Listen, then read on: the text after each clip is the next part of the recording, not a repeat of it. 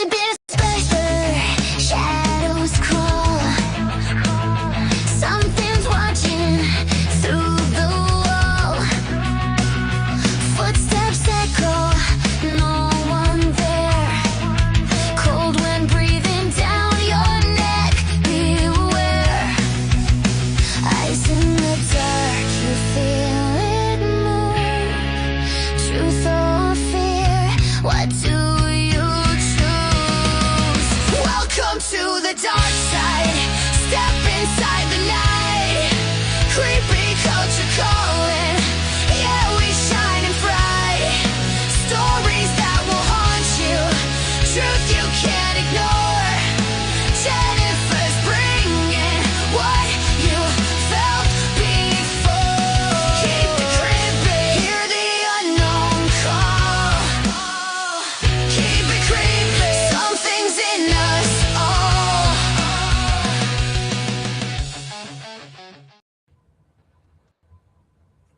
Hey, welcome to Creepy Culture. It's Jen, along with Monsters Unleashed, Mike and Trisha, Monster Mike and Trisha. And today we're going to have Matters podcast on, which is MoJoe the Mad and Dr. Clutch. So we're bringing them out, and we're just going to talk about whatever today. We're just going to go with the flow. Hold on. Hello. Hi, welcome you two.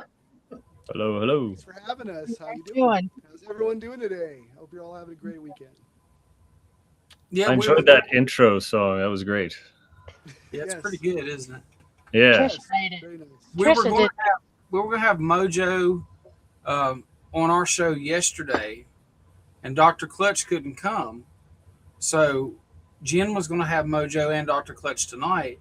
So we decided just to combine the two shows in one night to make sure we'd get everybody here. Very Honored nice. to be here. An honor to be here. I think it worked out well. Yes. It did. Yeah, Monster show. Yes. Yes, exactly. the Mojo. creepy monster show. Yeah, the creepy monster show. At the mansion with the margaritas. Yes. We might need a studio name that. Creepy monster show.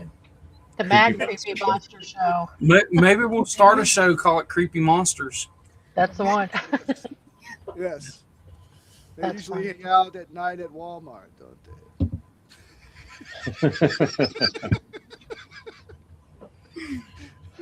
That's funny. So, sorry.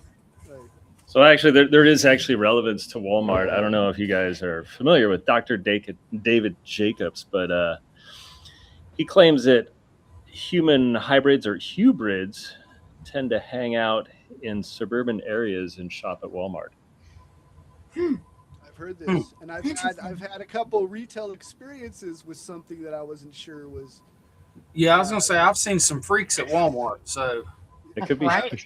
hybrids. No, these were at a Target. Like, I don't know what they were, but like, yeah, I've had more than a couple at a retail store.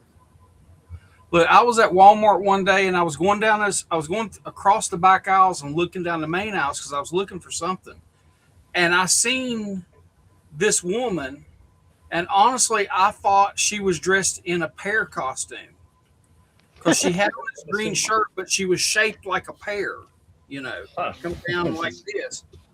And I honest to goodness, thought she was dressed like Fruit of the Loom or something. I didn't know if she was in a costume or what, but yeah, true story. She's embracing her inner self. Yes. I have to take anxiety meds to go into Walmart. I'm good.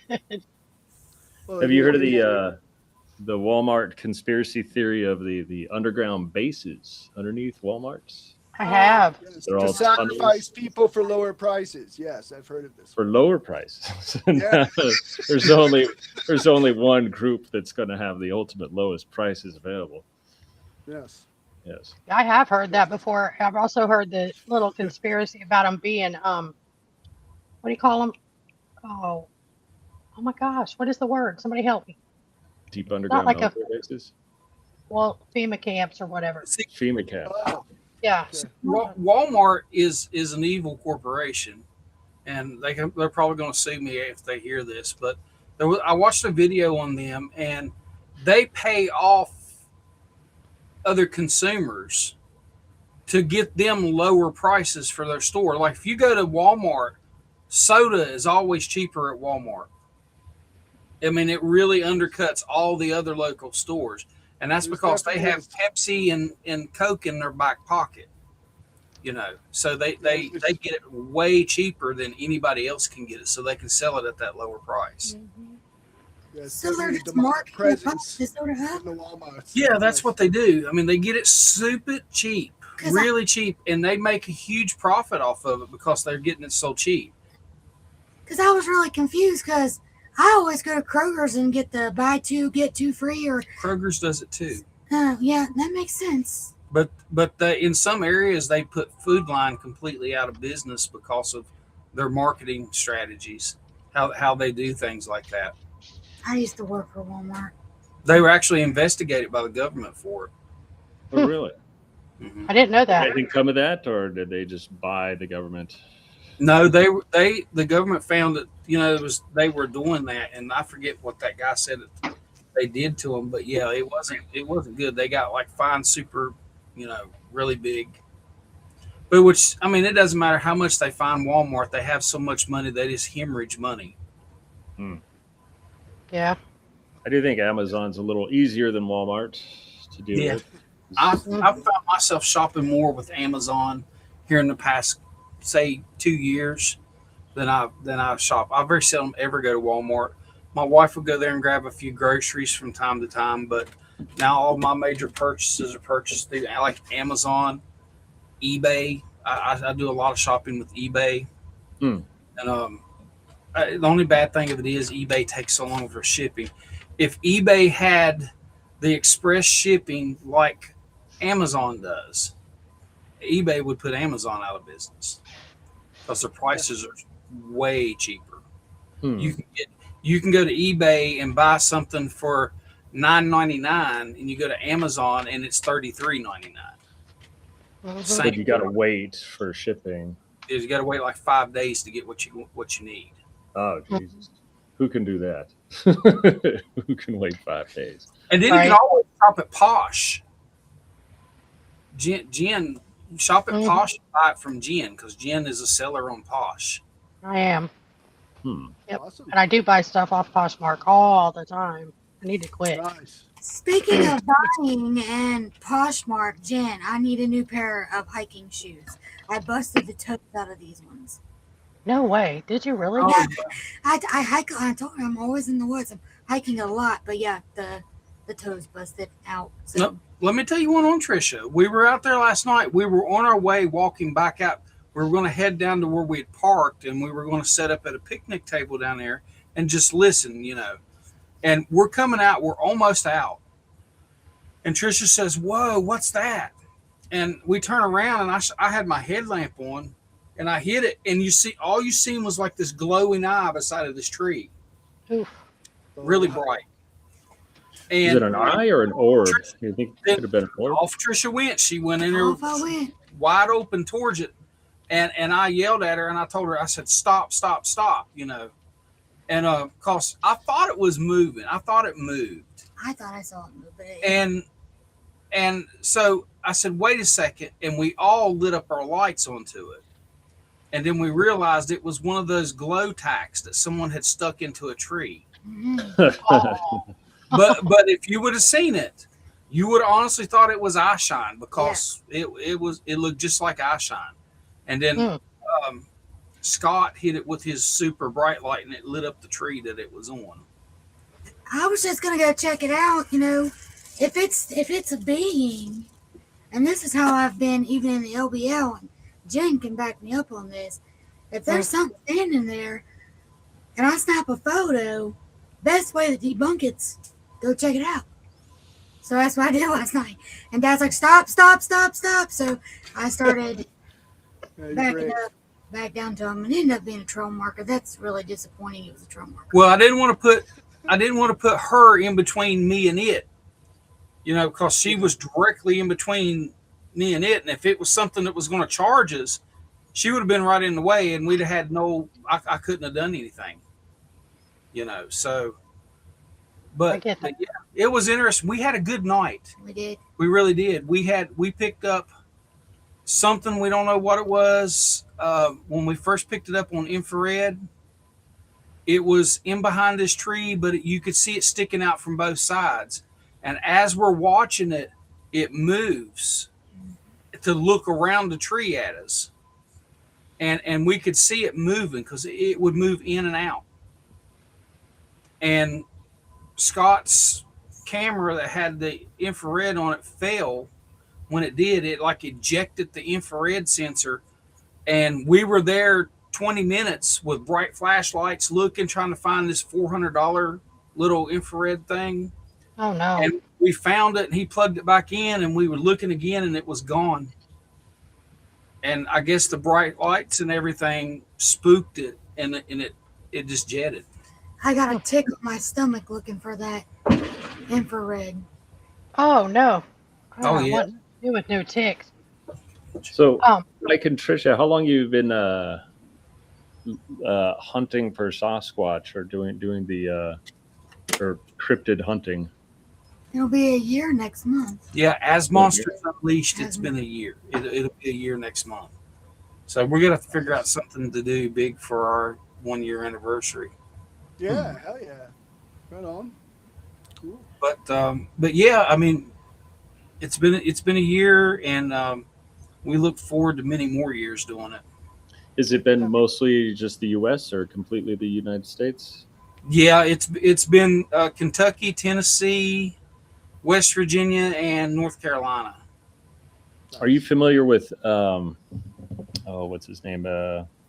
Steve Isdahl. He does the How to Hunt channel. He's kind of a No. Vancouver guy. He goes into Alaska a lot though. But he says in British Columbia, Vancouver Island is the place to be. Have you heard of Vancouver Island in BC? Yeah, Ape Island. Yeah, he says like if you're desperate to find something and if you're striking out and you really got to find something, like go to Vancouver Island. It's almost like a sure thing. It's funny. I seen a video from Small Town Monsters. They did a video. Actually, I think a 2-part video on that Vancouver Island. Oh. And there was a guy there. He went in by himself and he was camping in there. And it was dark. He'd walked out onto this little ridge line because he'd heard something. And something on the video, you seen it, a bright light, and it flew right over top of him. All right. And the only thing that I can assume is that it was a UFO.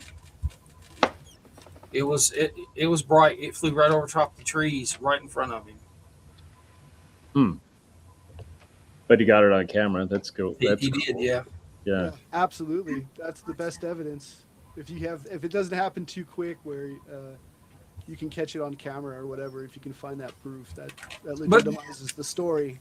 The problem of it is, guys, is that even if you catch it on camera, people still don't want to believe you. That's true. That's true. I can tell you a story. We have Trisha's encounter with the dog man. We have it on camera. We've played the video for everyone. That video sits there with just barely over 100 views to it. Nobody believes it. It's true. I mean, it's hard.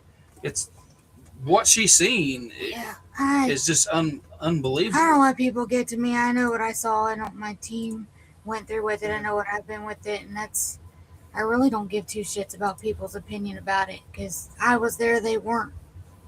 Yeah. Right. That's what she's saying right there. That we have that on video. I made eye contact. And with his her. ears was flicking, just like like a dog. You know how dogs' ears, you watch them, they got your attention, their ears will stand up and they'll flicker. And it was doing the same thing. I mean, just standing there swaying, one arm in front, one arm in the back, one leg in the front, and it was just standing there swaying, just me and it looking at each other in its eyes. And that's on camera. She seen it in her eyes, so it wasn't kind of grainy or anything.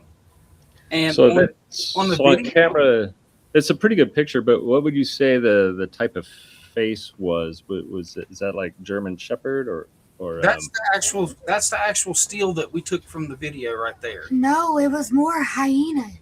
Hyena. Okay. Yeah, and it had a mane. Did it have canine legs or was it straight legged? No, it was canine legs. The arms were humanoid. The hands were humanoid, but it didn't have like claws, like rounded claws. This was like triangular nails, almost like a raccoon. A raccoon? You ever seen the raccoon's nails? Not recently, no. Raccoon. They have like human like kind of fingers and hands, but they're Yes. still paws. Okay. Yeah. Okay. Yeah. So They're like very thin. Freaking AI has ruined stuff for people that do have stuff that's legit. You know what I mean? I hate it. I don't think it'll ruin anything. I think everyone that's had an experience that has been extraordinary or profound, it always stays in your memory. When you have things that you're not supposed to see or are not supposed to exist, it changes your life. And, Yeah. and people will continue to tell these things. The problem is with extraordinary, examples. You need extraordinary proof, or otherwise it's just a story. When I tell others that I've talked to about this, I'm like, if you have something on your house that's continually, repeatedly coming over to your property, you should probably try to get cameras put up, right? Like, try to get this proof and then present it. You're always going to have people that don't want to believe it. I had a UFO fly over my house. I had 10 people there. Only 5 of them saw it, including myself.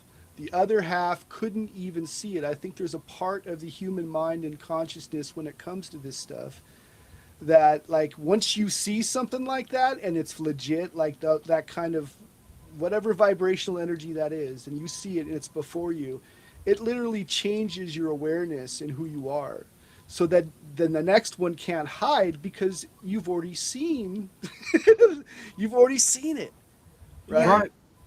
And I became a believer because of shared experiences, and then experiences that happened outside of what I would consider a vision, or like alone, right? Like, when I started having shared experiences, that's when I got validation, right? I didn't need the validation of the UFO entertainment industrial complex, or the Bigfoot Sasquatch entertainment industrial complex. I had my reality, whether people believe me or not. I've had these experiences. Like, I doubt them myself too. Like, how do I know what I saw is what I saw? And if it's something that can make me see something like that, it can also change the environment. So how do I know what I saw is actually what I experienced? Right. I mean, you just never know. You never know what you're going to run into in the woods. I mean, Yes. there's a lot of Yes. stuff there. You sure don't. Yes. There's just a lot of stuff in there. I mean, Trisha's had episodes with these pale crawlers Oh yeah. and Dogman. We've had Sasquatch, things happen. I mean, stuff that we can't even explain. Mhm. Yep. Entities Yep. that take mist form. Yes. The And mist. the newest thing that I'm learning, Fairies too. They're out there too. yes. And the newest thing that's kind of really just blown my mind, and it's a new doorway that's opening for me to research into, is these entities that are coming together with these cryptids. Right. They can perform rituals together. And I'm sitting there thinking, that's insane. Because here I am, I'm thinking, It's all magic. We live in a world of magic. yeah, Whether we had to believe it or not, whatever faith we had, our ancestors walked hand to hand with their faith and magic. And we have been lied to about this world. And it's those people who get those sudden glimpses that get the chance to wake up a little bit, and then it leads you to questions. And then those questions make you want to have answers because you want results. absolutely. Right? Because you're not proven for everybody else. You're proven validation for yourself that what you saw that was extraordinary was real. And it becomes a matter of, like, when I hear about people who don't believe in anything, right? I'm like, that's because they've never had an experience.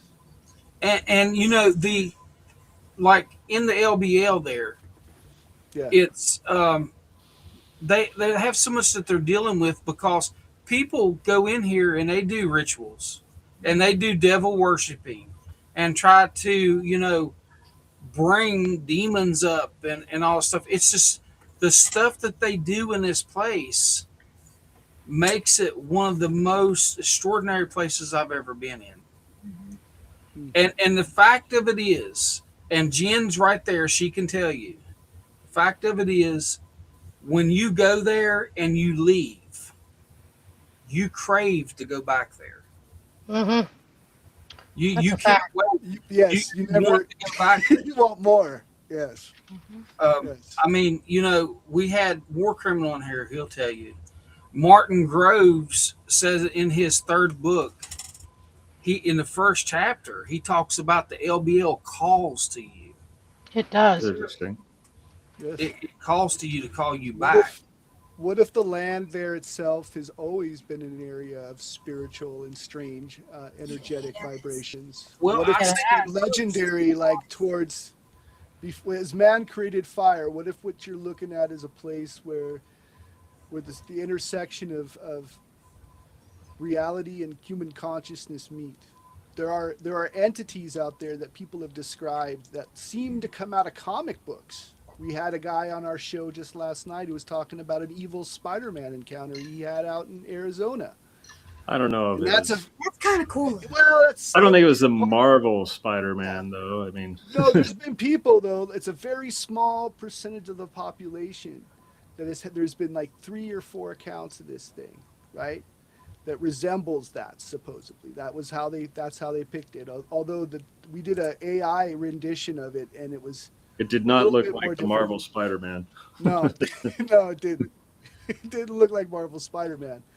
But I've heard of reports of like winged people and like toys becoming animated, and like when it comes to UFOs, owls.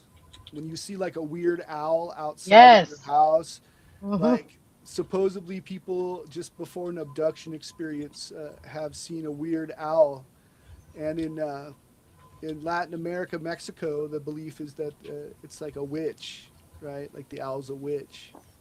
So that's very much a part of their folklore still today. I want to touch on something that we were just talking about as far as like the craving of wanting to go back to the LBL. It's not just like the craving to you want to know more, you want to experience more. There are actually people that the peninsula will put thoughts in your head, and they're not good thoughts. Yes. You have to be able to fight that urge to go back. Me and Jen was just talking about this on the phone because I've become mentally strong enough to, when my body and my mind saying you have to go back, you have to go back, you have to go back, Yeah. I'm like, no, I'm not going back because that's something dark telling me that I need to go back. It's Heavy also energy. thoughts of Yeah. suicide in people's head, and people who have actually went there and unalived themselves. So that's also that peninsula just putting these thoughts in people's heads and making them feel like they have to go back or they need to go back, and people need to fight that and be able to say, no, I don't have to go back. I'm just going back because I want to go back. For myself. example, last night, yesterday evening, when we were headed into the Yard National Forest in North Carolina, Trisha just says out of the blue, she's like, I feel like I'm cheating the LBL. And I was like, that's weird. Because, I mean, you don't know, like I said, you never know what you're going to run into. We were going into really unknown territory. And you never know when you're going to find some kind of cryptid Spider-Man creature. No, that was Yeah. I mean, Yeah. No, Have you heard of the the suicide forest in Japan? Yes, yeah. I have. Very creepy. Yeah, but it does seem like there's the overall forest has a spirit of its own. Well, when enough people die, like if we put out a magnetic field when we meditate and go through those different steps, so like if we die tragically, I would assume that in my belief system, like we're the portal for a lot of these things, right? Like, and if you have too many people that died there, like if it was tragic, then they'd leave that energy behind. I think they would. mhm. So MoJoe, you were just saying a while ago, you just about the AI and stuff like that, and We're talking about AI is really hurting this field because people can make stuff. I mean, would you have thought that I could have did that quick? Yeah, I do because I'm an AI artist. I animate Okay. a lot of things with AI. Well, you look how realistic that is. Now, anybody Yeah, could say, "Well, look, I got this. I got this photo." I mean, a little bit of work, you could make it very convincing if you had to. it still looks like AI to me, Yeah. um, Yeah. but Well, yeah, that's why I said a little bit of work, and it would. when You people could. tell the truth, when people tell a story, you kind of have to like take it any way you want to, and with proof, even with still pictures, I think you need more. Like I have to tell everybody this, like my stories that I've had of my experiences. I have artwork of stuff that I've drawn of those things, but I don't have a lot other than I have people that were with me long after later on in my experiences where it was shared. That was the validation part, right? But still, it's a story. I'm telling you a story from something I experienced, even though those other people might even name them by names. It's still a story, you know. So I encourage that on my show. Like if like I did it with Jennifer. Like if you got pictures, you got evidence, you got video, bring it up. But also, I believe, like as a podcaster, I want to have people who have different perspectives and different ideas and different like ways of thinking, especially when it comes to this field, whether it be new agey or people that are truth seekers or even people who think they're aliens. Like, come on the show. Like, let's have a good and decent conversation. I think one of the things that is paramount in this world is that we have freedom of speech, and right. And I think a freedom of speech is absolute. Even things that make people uncomfortable, and you should like have everyone have a voice to let everyone know and formulate their own opinions with who you're having on your show. We had a Satanist on our show last night, Zach Black. He's the one that told us about the evil Spider-Man experience and his being witness to the Arizona lights in Arizona when he was there. The Phoenix Lights. Phoenix Lights, yeah. But I do my show based on, I don't know if you guys have ever seen, it was my biggest inspiration for our show, which is a little bit of Twilight Zone with the show that Leonard Nimoy did after Star Trek in the 1970s, 1980s, that was really weird, called In Search of.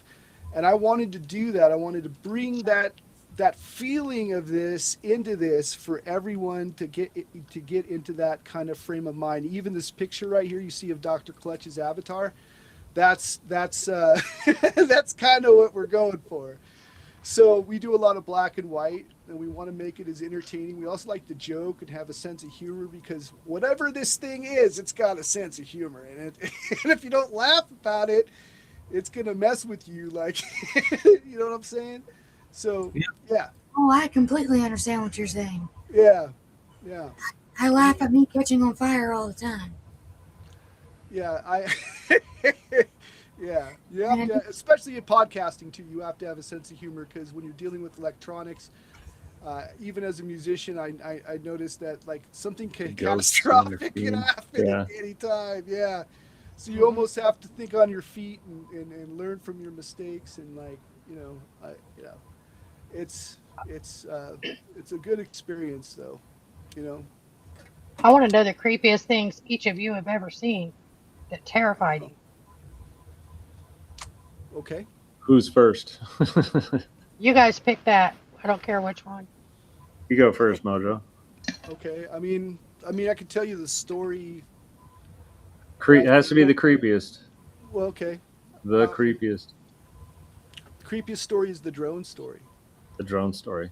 Tell us the drone story. 1986. I was up late at night at a house. You can look it up, 4670 Marcia Lane. I use that for our events because this is where this experience happened. Now, I had experiences previous to this, couldn't tell you exactly if they were legit or not, but this one was really weird. Okay, I'm up at night, I'm drawing at my desk. I have a 2-story house in La Mesa, California, off of Fuerte Drive, like near El Cajon, La Mesa, Southern California area. We lived on top of a hill with a big windy driveway. And it was a 2-story house, but the second story on the house was towards the end of the house, and it was like a loft type of thing where you had stairs, it had its own bathroom, that kind of thing, and then it faced the pool, and there were windows that were facing east, south, and west, and then the stairs went down, right? So I'm up late at night, I'm getting ready to go to bed, and I see outside my window as I turn off the lights, there's a little red light going in a circle, and there's this like looks like a wheel outside my window. So I get up and I turn on the lights real quick because I want to see what it is, right? I wanted to know what the hell was that outside my window. My window was slightly. This is the east window of that building. Was slightly open because it was summertime and it was hot. And I run to the south window as it flew by. Now this thing didn't make any sound, but when I looked at it, I didn't know what it was. I had no reference points. I guess I knew about like remote control airplanes and helicopters, but I had no idea what a drone was. Right? Okay, so what this was, I knew what the drone was. I even looked it up. If you look up 1986 experimental military drones, it'll pop up. But this one didn't have the dual tails on the back. It had a single tail. It was great, but it was the gray, dull military color, right, that you'd see on the side of like a jet or any, like, you know what I'm saying? Like, but this thing was silent. But it had sort of like a scoop front, like, I don't know how you'd call it, part of the frame of the aircraft or whatever, but I didn't know what it was. At the time, my only reference points was like Terminator movies or whatever, but I thought it was a UFO. I remember telling my friends I saw a UFO, right? They say the 1986 military drone, they say the defining one was called the RQ-2 Pioneer. Have you seen what that looks like? Yes. You want to bring it up? You can. Yes. Okay. Get an image here. So when the Afghanistan war happened, right, under Obama, that's when we started using drones, right? Like, and that's when I recognized, put the memory together that what I'd seen outside my window was a drone, some sort of drone, and it was flying very low. Since we were at the top of the hill, it was flying like maybe you could touch it if you were on one of the roofs as it was going down the hill. So some months go by. My family moves. We moved to a place called Rancho San Diego, which is a community, like, those closed. It's not a closed community, but there's a lot of houses that look the same, so it's like a housing subdivision type of thing. Common in California, right? Like, and we moved there, and that's when some weird stuff started happening. Like, I had this sudden impression that, like, one day, I felt it inside me. I didn't understand it, but I had this thought that didn't seem my own. Wouldn't it be nice to take a ride in a UFO? And I felt it all over my body. I don't remember a whole lot that happened after this next incident. Everything is black. I don't remember anything. Okay, but I'm going to tell you where I was. It ended up, all of a sudden, I see myself at that house that I grew up with, in the one with the 2 stories. And I was on the bottom floor. Going from the pool area, there was 2 gates that connected the garage, and there was a side door to the garage, and then there was a bougainvillea, and then this long, windy driveway connected by 2 gates that separated the driveway, the front area, and the back area of the pool. I hear the sound of like what sounded like Tibetan chanting, but very atonal. It was like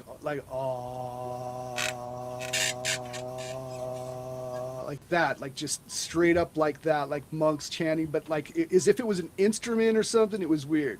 Okay. I look up, I see 3 octagonal shaped craft in a vector formation, 2, one in the front, 2 in the back. I see what looks like a transparent like image on the garage of what looks like a gray alien as they're flying by me. As they start to fly by me, they're saying something outside, like in some sort of a mechanical voice, like I couldn't explain it to you, but it's a deep. Go ahead. Oh no, I was waving at somebody in the chat. Sorry. Sorry.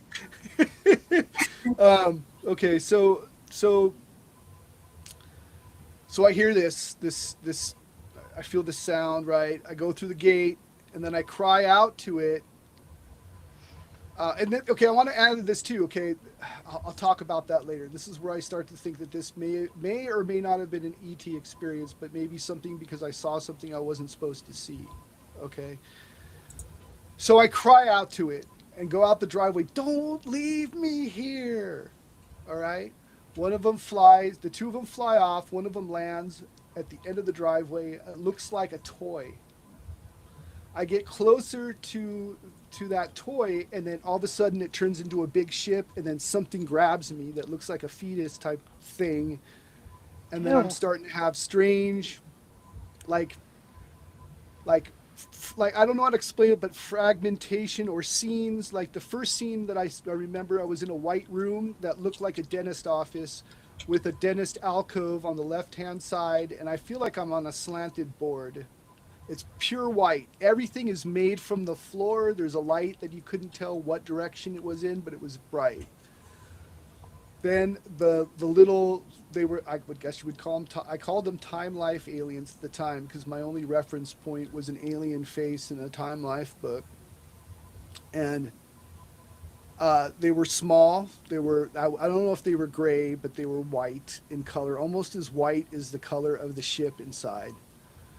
I then see a picture of an Aztec mask that's on fire. As all of this is going on, the sound of that Tibetan monk chanting is going on, right? I start to feel a headache, like right here like someone had taken a sledgehammer to my head. And I start to feel this really bad. I see visions of wires. I see like something looking up at me from down below like this, and then you can make out that there's a face there, but it's clearly distorted by something. I don't know what it is, and I can feel that this thing isn't really happy with me. Then everything turns black. I wake up and I'm on the couch. I lived in a small room in this little house. It was a 2-bedroom house. It was a master bedroom where my mom was sleeping, a side guest bedroom where my sister was sleeping, and I lived in this little room that had a couch and a TV and a window facing west. It was in another chair maybe in the room, and a bookshelf. I'm sleeping at the end of the bed. I have a pillow over my head. I'm in the fetal position. I have this stinging headache, and as I wake up, I open my eyes, or I don't know if I open my eyes. Just like what's before me is a gray alien with its hand up. I think from this camera, it would look like this. And there was a satchel on its side. And as I start to wake up and gain consciousness and move my body, it disappears like it never even existed right before me. Just totally disappears. That was also filed by several weeks of incidents where like I would feel that, like I would hear a Tesla zapping sound in my neck, and I would feel it all over my body, and I would start to go into convulsions, and I could feel just this zap sound. So would you qualify this as like an abduction experience that's happened to you, or? I don't know what happened to me. I at first was a believer that I had been abducted by aliens, but because I saw that drone, I think that something might have been related to it. I feel it in here, even though I don't have the memories. Like I feel like that whole week is gone. Like there's no memory from the moment I thought, oh, wouldn't it be fun to take a UFO, to that scene. From me waking up in the couch and that stuff, I don't know. I don't remember. Did my family see stuff in the house? No one seems to mention it or know about it. But that followed an entity trying to grab me from the TV set. And that's also been more than one encounter with that. The first one was shortly after those zapping things. Something like the spiral opened up in front of the TV set. It started real small. Same room. The TV set was here. There's a door. There's the couch. There's the bed. On the other side is the bookshelf, and then there's a window and maybe a chair, like a love seat that was in there next to the couch. As I'm staring at the TV, all of a sudden the spiral opens up, and the spiral looks like neon pink and yellows and green. As it gets bigger, it comes right before me, and all of a sudden I'm looking down at it, and there's a gray alien with its hands is grabbing onto my face, and I'm freaking out as I'm looking at it. I'm like, in my mind, I'm like, no, like that, like freaking out. As he lets go of me, and you can see him hanging out. I have a picture of it that I drew. He's hanging out of the portal or whatever that weird thing was. Couldn't tell you if it was a portal. It was a weird squiggly lined. It kind of matches the hypnotic spiral behind Clutch. That's why I use it. And it like looked at me. It snapped its fingers. It smirked like this. And it like went small all of a sudden right in front of me. Kind of like Santa Claus, you know. Touch his nose and poof, he's up the chimney. No, it was just like a snap of the finger. He wasn't touching it like he missed. Like, damn, like shoot. Like, almost got That's my creepy experience. One of the creepy experiences. The other one that came through the top of the TV, my dog stopped it. That was up here I moved from Southern California up to Spokane. I've still had experiences.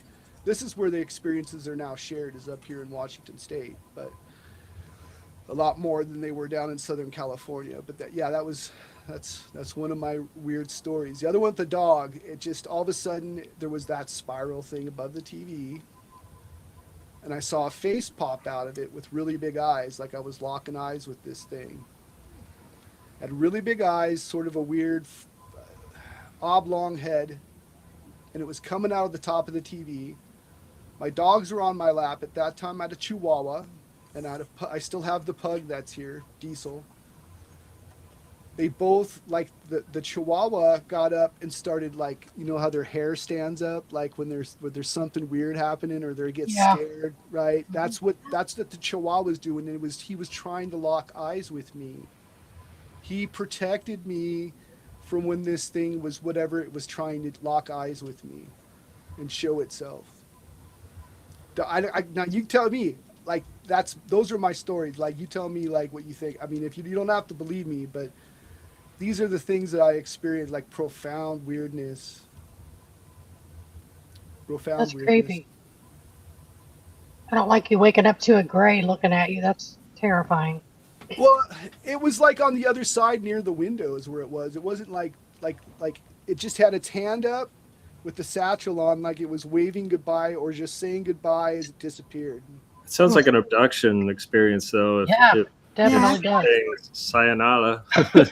Yeah. Yeah, but there's something that doesn't match with me because, like, I saw something that I wasn't supposed to see. Like, I saw a stealth drone. Like, this thing made no sound. This made no sound. Why not? Like, why not? There's a lot of because people encounters with considered nutcases. UFOs that make no sound, though. Why is that? I mean, that's a common report. Earthbound technology. The drone made no sound. Right. That's a common report for UFOs. Yeah. For UFOs. Yeah. What was it doing watching me? I was 16 years old. How old were you? I was about 16 years old. 16? Yeah. Okay. Don't know what it was doing. I don't know. It's just keeping track. So, this is the one where you verbally said that you would like to take a trip on your favorite ship. I didn't verbalize that. It was like something that was inside every pore of my body and my mind. Do you understand? You could have manifested this. I mean, because I've been hearing a lot of stories about people thinking about wanting to see something, and then they actually see it, and it's some sort of like manifesting it to happen. I've I've had another experience where I've had the exact same thing. It was out in the woods. I thought, wouldn't this be a weird place to see a UFO? And one one showed up. Yeah, Yeah. Yeah, if you Yes. listen that to was, like that was with 3 other people. Yeah, the Stephen Greer Close Encounters of the Fifth Kind, sometimes you almost think that these things are relatively easy to manifest. Like it doesn't sound like it's like you could. It sounds like you could Someone's easily accidentally do this. Yeah. someone's asking me if I've had cryptid encounters, and the answer is yes. I've had cryptid encounters. I've had two that people think. Now, Clutch thinks the first one I had may not even be a Bigfoot anymore. He's not sure if that was a Bigfoot. But the second one, and I didn't see the Bigfoot, but I heard it stomping around. I heard knocks out in the trees, and them like vocalizing at 2 a.m. I saw orbs in the sky. I mean, you want to hear those stories? Go ahead. Tell you or the fairy story. I could tell you that one too if you guys want some cryptid stuff. Okay.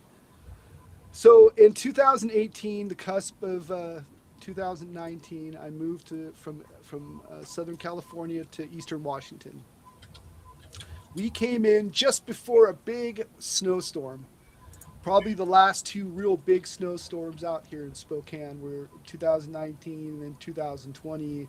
Ever since then, we've been kind of in drought conditions, so it's not as snowy as it used to be.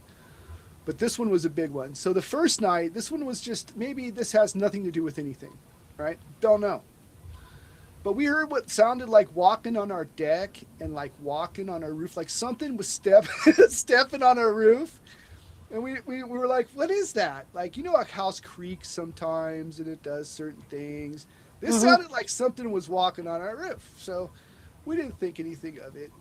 My wife, Silva, and I, and we just basically had a winter of adjustment for those who've gone from Southern California into like, you know, it looks like, you know, Hoth from Star Wars, right?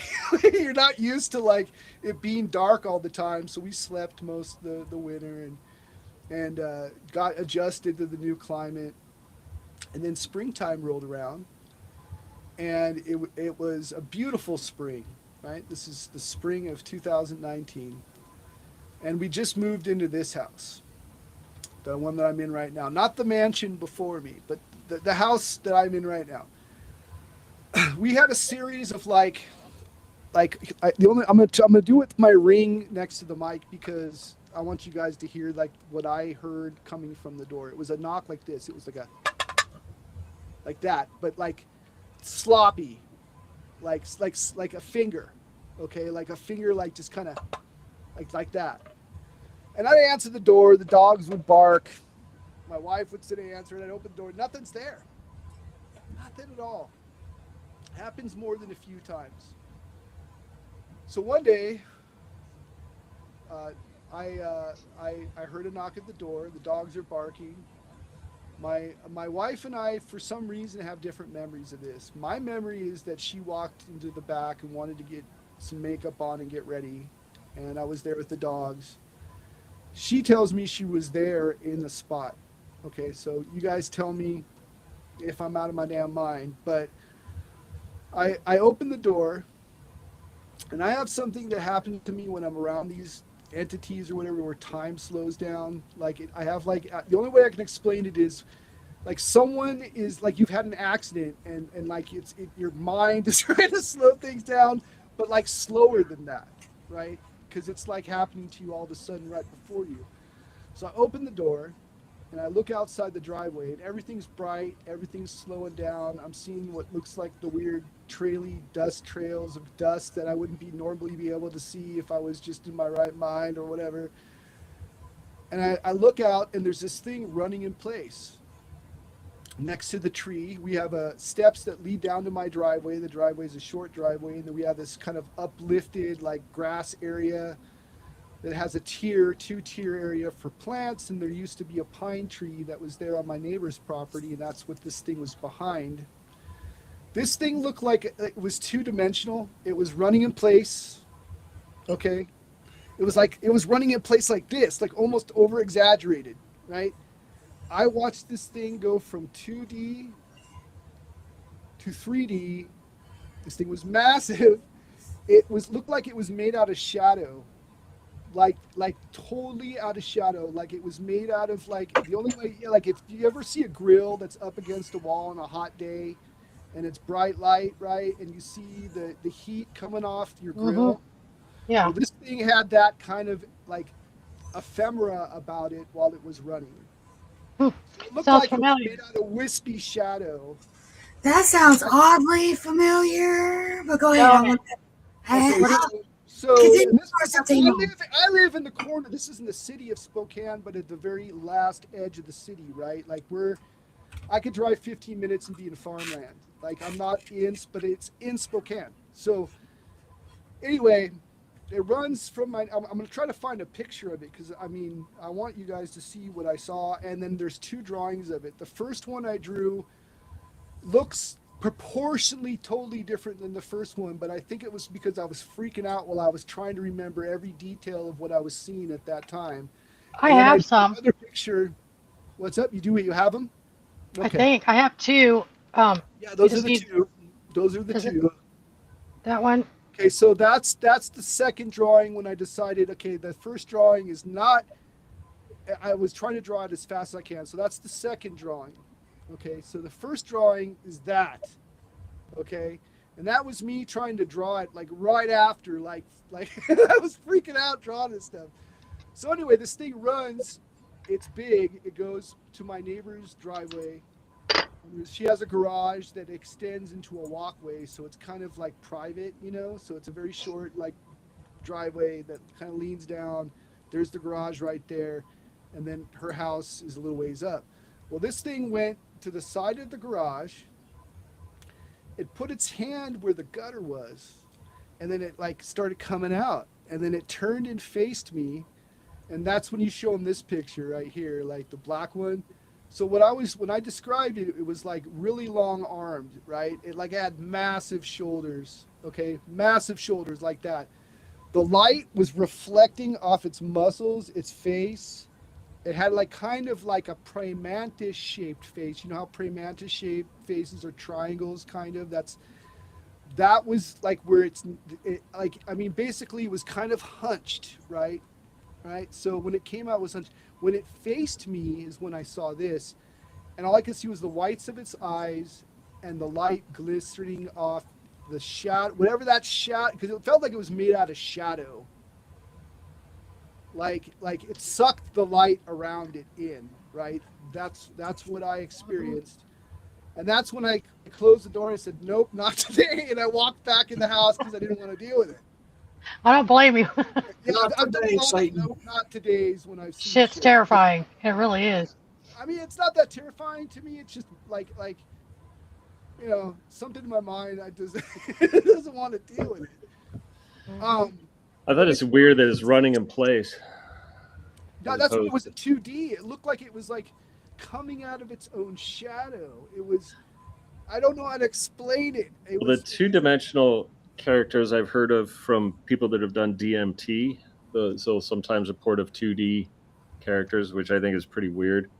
Yeah. Because it is pretty weird. But I swear I wasn't on anything that day.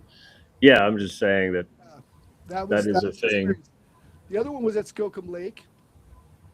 I had gone camping and nobody would come with me. I went to South Skookum Lake. It's in the town of Usk. It's an hour away from where I live. It's one of my favorite places because the energies there are really, they're heavy energies, but you can feel it there. Like when you're out in the woods out there, the animals are going crazy. There's hoot owls. There's even tails of cougars and bears coming through, and it's just a beautiful place, man. Just totally pristine. It's where I go and to meditate and take on my own spiritual practices and attempt to communicate with what I want to while I'm out there, or find myself while I'm out there. And I went there one night by myself, and it was at the cusp of when spring and summer, before it just gets hot, right? And I don't know about all you, when it gets hot in certain areas where there's lots of parts of water, or even a lake, you're gonna have mosquitoes, you're gonna have damselflies, like they're going nuts, right? At least up here in the Pendorley, like Pend Oreille. Ponderay. Sorry. Ponderay, damn it. Keeps on making me say that. I guess I got, got problems. It's So anyway, French. it's French, and sorry, I'm not French. But so I went up there by myself, and I had gotten all my gear, my wood, all my stuff. I'd lit. I made sure that it was a little table by the lake, and it was at the very edge of a forest. The number I remember because I just went out there this last weekend with my partner, my wife, and we were hoping to get that one, but I forgot the number. So it was number 22 up there, and it's like a little secluded area filled with like trees right along the trail, right along the side of the lake, Skookum Lake. And I remember it was so hot and I was getting so annoyed by all the bugs, and I'm like, oh, I forgot my deep. This is gonna suck. And so I had this idea. I'm gonna light candles on the table. I brought all these tea light candles. There's a metal box there where you put your food in case animals go by. And I put candles on top of there, and it seemed to attract all the damselflies. And I managed to find my citronella candle and put the citronella candle behind the fan so it just blew citronella on me. And I had all these plans. I was gonna go fishing. I was gonna go hiking, and by the time I got done doing all this stuff by myself, I was just relaxed, but I couldn't sleep. I wasn't tired, and so I ended up staying up till like about 4 o'clock in the morning. And so at this point, when this thing occurred, this was about 2 o'clock in the morning.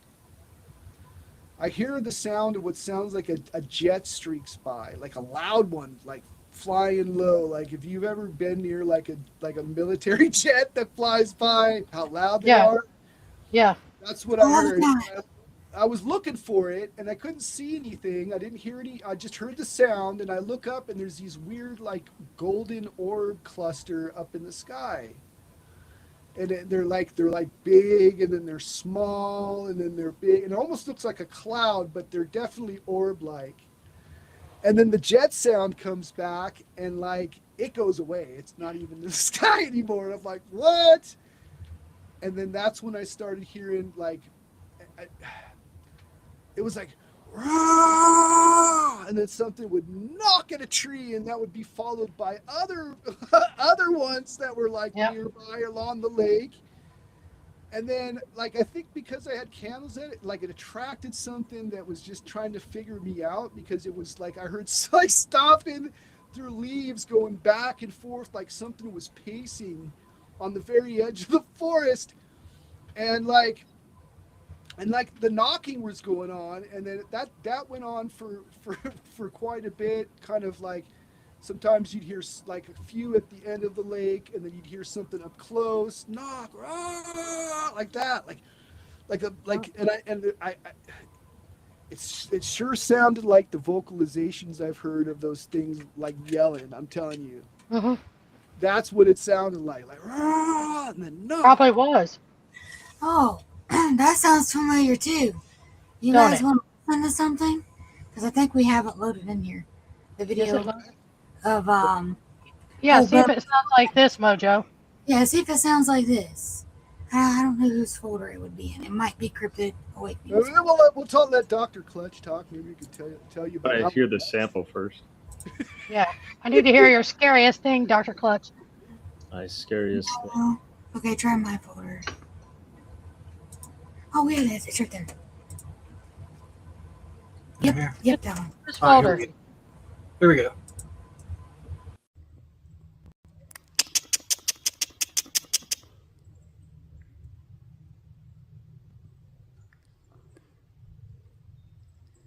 I don't see the body of it, though. Listen how quiet.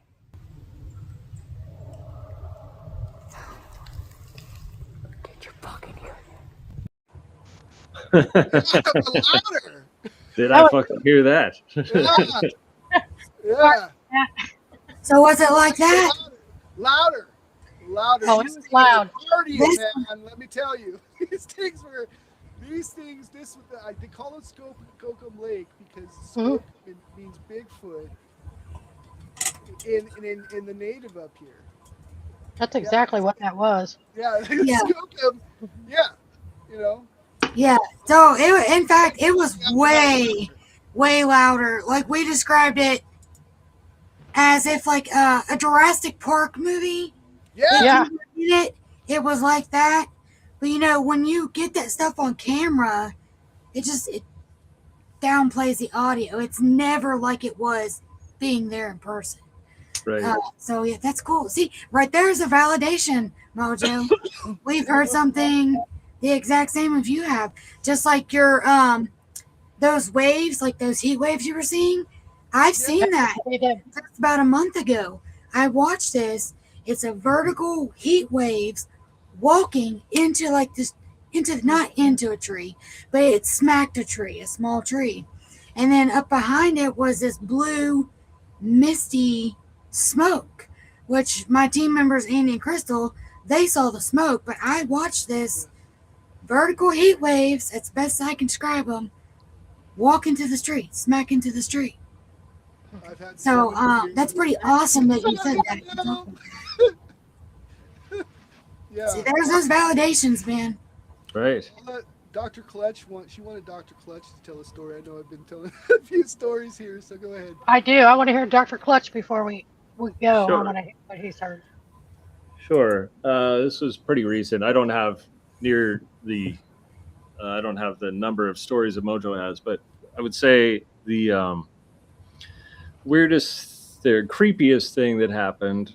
This was maybe 5 years ago now, so not that long ago, maybe 6 years. But it was like maybe a lucid dream state or astral projection state. But I woke up like around 3:30, 4 o'clock in the morning, and I looked down the hall towards my living room, and I was perfectly still in bed, so it was like I wouldn't say it was like sleep paralysis, so I don't think I was fully paralyzed, but I was like pretty calm, like calmer than normal. And down the hall in the living room, what I was pretty sure I saw, well, I know I saw, it was like a hooded figure. It's like a dark hooded figure. Oh. And it was there were two things about it, I guess. So I would think it was more creepy after it happened than it was while it happened. And I later heard reports that sometimes entities, whether they're shadow beings or aliens or whatnot, they have this like power to keep their subjects calm under terror. I've even heard it with like Sasquatch encounters too, where they're able to whoever the observer is, they're able to keep the observer calm artificially. So and so yeah, you could say the calmness that I was feeling could have been artificial. And I was looking at it, and it kind of looked at me, and then I started to think, this isn't right. this is pretty strange. So I sort of came, as I became more awake, things that like the things in the room became more normal. So to like the structure of the room looked how it does in the waking world. And then I was so spooked out, like then, so it was like, so now that I'm awake, then I felt like pretty afraid. I was like, whoa. Then that's when I, like, once I woke up, then I started to feel terrified. I was like, what the fuck was that? And turned on all the lights. I'm like pacing around my living room, and I'm like, should I go outside? Is it outside? Or like, where did it go? That was the other thing. It was like, okay, I know where I'm at. Where did it go? Where did it go into another dimension? If it can just appear in my living room, it can appear anywhere. Yeah. So I was pretty freaked out. And then later on, I started because I'd heard of like aliens and Sasquatch, and I hadn't heard much in the way of like hooded figures and shadow beings. And so from then on, I started for like a good 6 to 12 months. I was going on YouTube looking for any information I could find about hooded figures and shadow beings. And at the time, I think it was far back enough to like where I wasn't getting a whole lot of results from YouTube searches. Like because I wanted to know like what are these things, where it like kind of a history behind it, like is there a folklore, and at the time I wasn't feeling like I was getting satisfactory results in internet searches. Um, but now I think I've done enough research so I feel like more comfortable about what I think these with my idea of what I think these things are. Um, but I've seen other. I had another lucid dream once where I saw another shadow figure similar to that, but it wasn't black. It was sort of brownish, and it wasn't nearly as terrorizing. And I felt at the time that I knew who I was. It was like I was like, oh, I know who this is, or I know what these things are. So I had a little more familiarity with it. Um, but yeah, I would say that that was the creepiest thing that had happened to me, where because that was clearly unknown to me at the time. I think that was the other factor because I hadn't looked into it. So it was a big surprise, an unwelcome surprise. That's Yeah. scary. Yeah, What, yeah. what do you Right. think those are?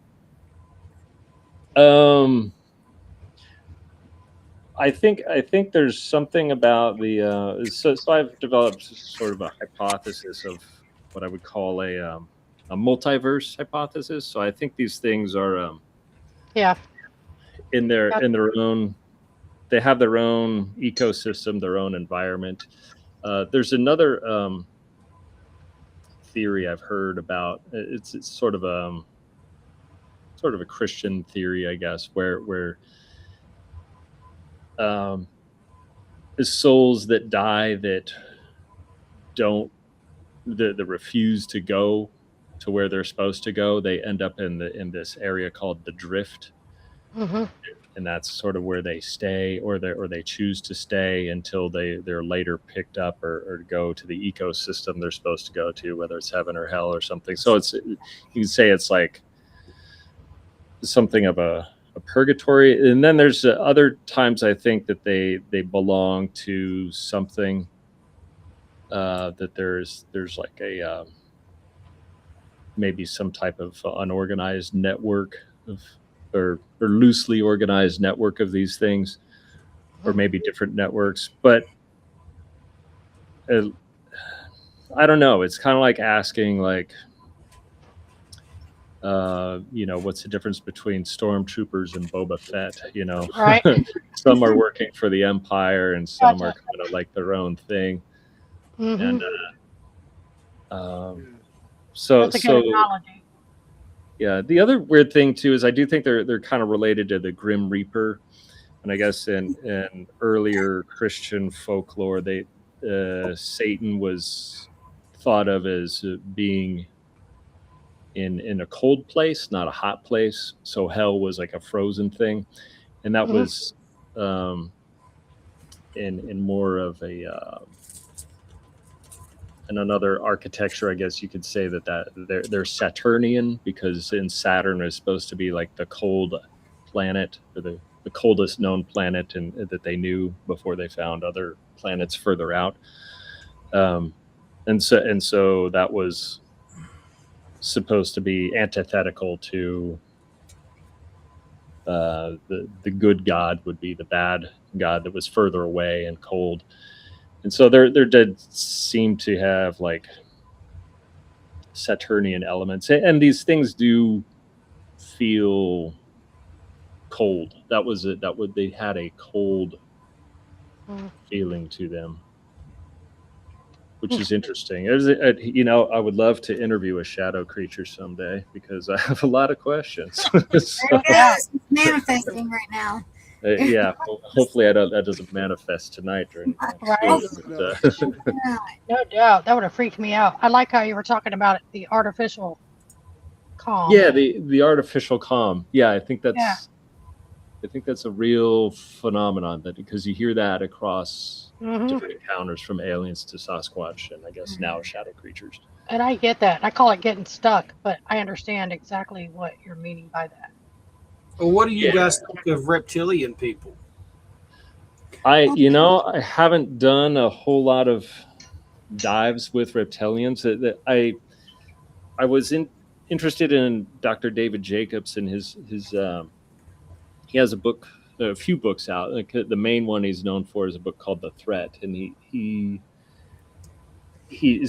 did a lot of hypnotic regression of a lot of subjects that had alien encounters or abductions, and he reported the most common entity that they would see would be the typical alien gray, and then he talked about like the mantis beings, and then the third one he would talk about was the reptilian, and he said the reptilian was rare, but it was there, and even he himself wasn't sure how they fit into the overall architecture of the alien abduction phenomenon. So I think reptilians are still mysterious. Are you guys familiar with David Icke? He did a lot of. I would definitely look him up if he did a lot of reptilian things. I'm gonna share a creepy story of mine when you get done real fast. Okay. Yeah. So David Icke he had a lot of theory about reptilians, and later on, like the ADL and SPLC were accusing him of talking about Jews. So I thought that was interesting that like he could be talking about some terrible entity, and Jews immediately thought that they were talking about them. But but he had some interesting things to say about reptilians, and he was kind of like the first person that sort of popularized reptilians, or he had like the ultimate reptilian conspiracy. I don't really believe in like the reptilian conspiracy as David Icke had laid it out, but I do think that there's something out there. Literature. Manly P. Hall believes that the reptilians were a metaphor for a cold-blooded human. Right. Like a esoteric aspect of have you guys heard of like the psychopaths, the schizos, and the normies like idea? Well, basically the idea is we live in a matrix that is easily manipulable, but it's a program, and the psychopaths that figured out how to climb it by the matrix is like there's problems with the matrix. It's not perfect, but they learned how to climb it so they get what they want: money, attention, power, whatever. The schizos are the people that are the chosen ones. They're the ones that like have had visions. They're the ones that have gnosis. They're the ones that have seen crazy stuff. They'd be like Jesus, who's crying out to tell everybody about the Father, right? They're the prophets. Those are those people that the psychopaths tried to feed upon. The normies are the people that are involved with like the following of things, the canceling of things, that kind of thing. So the reptilian type thing would kind of fit alongside of that of the psychopath, if that was the metaphor. But I've never experienced one. But David Icke would be your reference for a lot of reptilian talk. Go ahead. I'm sorry. I didn't mean to cut you off. No, it's okay. It's just you're going to think I'm a psychopath when I tell you this story. Okay, so I have seen a lot of creepy stuff. Okay, I've seen creatures that I don't even know how to explain.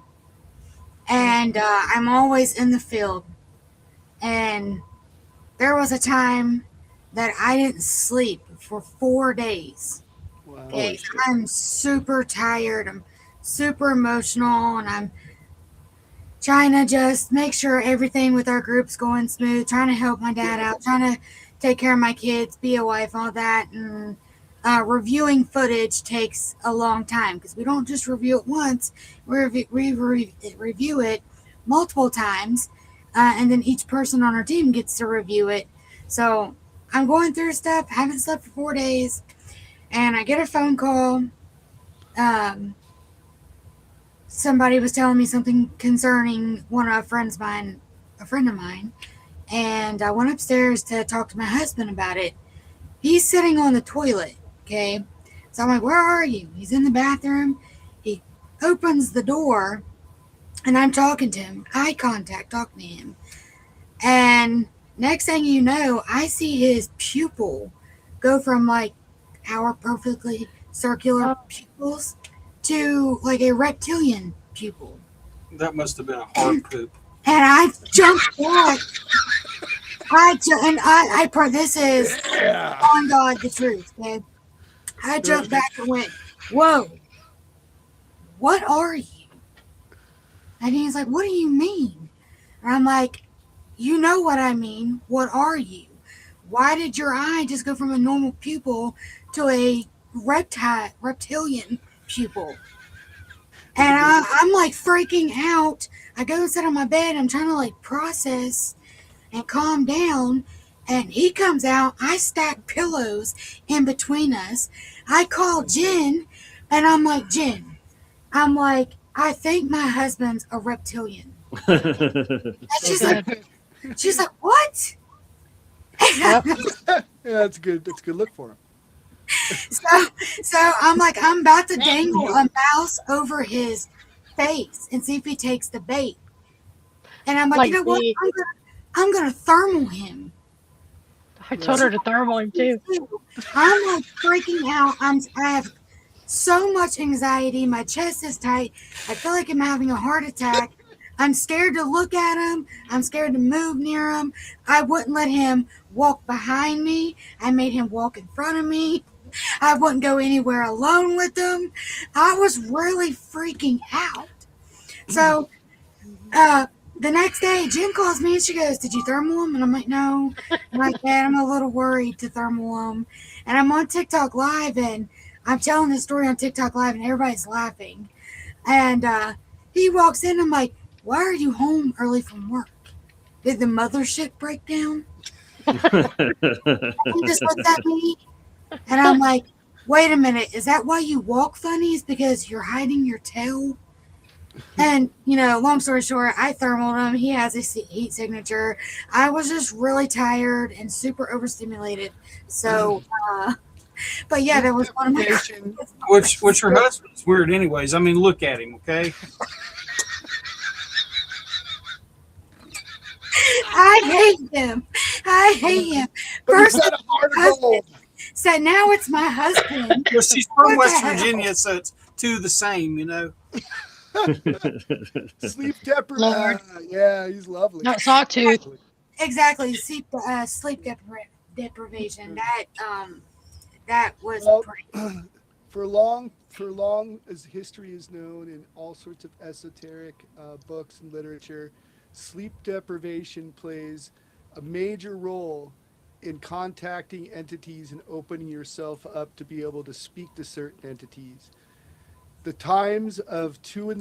and 3 a.m. are supposed to be the time that you're supposed to do said ritual or said communication with these said entities.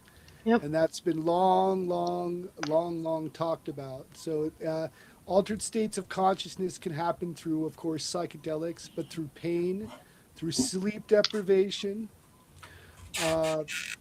and other means too, of sounds and vibrations, certain things like hemisync too. If you ever tried to meditate to a MoJoe Institute hemisync meditation, it's a lot of weird sounds and vibrations, like you might feel like you're in the ocean, and may even give you a mystical experience while you meditate.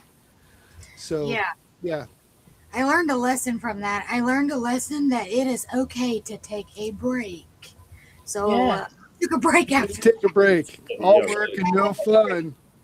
Gives you a husband like that. Yeah. Kelly and Brain. So now we call him Reptile Doug. Okay. Yep. And Reptile Doug is like, I'm everybody's favorite now. I should have a merch line. So now he has a merch line. Yep. T-shirts of it. Yeah. I'm gonna pull up a picture and show you because Oh, reptile dog. it's went to his head, and he thinks he's a celebrity now. So it's Hold on. Well, hey, yeah, that's pretty badass though. Mm-hmm. I have a picture. It almost looks like, you ever see that show V back in the day? That's Yeah. That's what he was talking about, feeding him a mouse. where he's like mousy. Here, mousy, mousy, mousy.